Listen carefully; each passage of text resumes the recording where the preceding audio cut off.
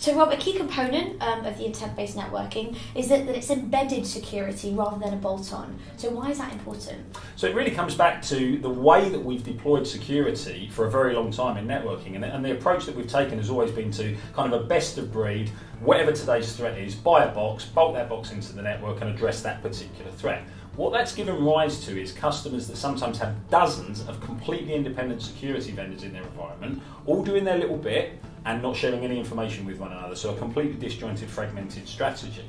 What we've done with intent-based networking is embedded security directly into the fabric of the network. So we've got capabilities, for example, like network as a sensor, which allows every individual switch, every router in the network to act as a sensor looking for threats, attacks, malware, and being able to, because the network is effectively pervasive, being able to detect those problems, even if that traffic happens to have been encrypted by the perpetrator of the attack, detect the threat and deal with it at the network level. The second thing is, we talked earlier about the proliferation of devices because of the Internet of Things. What that's given rise to is an extremely large attack surface. That's a lot of places. If you've got IP connected light bulbs, IP connected air conditioning systems, IP connected coffee machines, they're all places that the bad guy potentially could use to exploit and get into your network. And once they're inside, start to wreak havoc.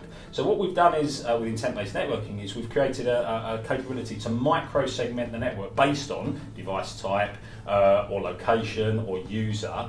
And what that allows us to do is to create groups. So we might create a group, for example, called Internet of Things, and within that group, a subgroup that we might call IP connected light bulbs, and then to create a policy for that group that says the IoT group, there's no reason why it should ever talk to the point of sale group, for example, in our retail environment. So why don't we just simply create a policy that says those two groups can't talk to each other?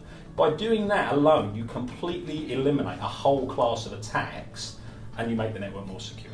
Of course. So essentially what you're saying is security is no longer optional and it almost has to be embedded into that fabric of your IT solutions. That's absolutely what I'm saying. That whole kind of would you like fries with that approach of having security as an option, it just simply isn't anymore. And I guess the comment that I often make to partners when I'm talking to them is, find me a CIO anywhere in any of your customers that doesn't have security as one of their top 3 care abouts. Yeah.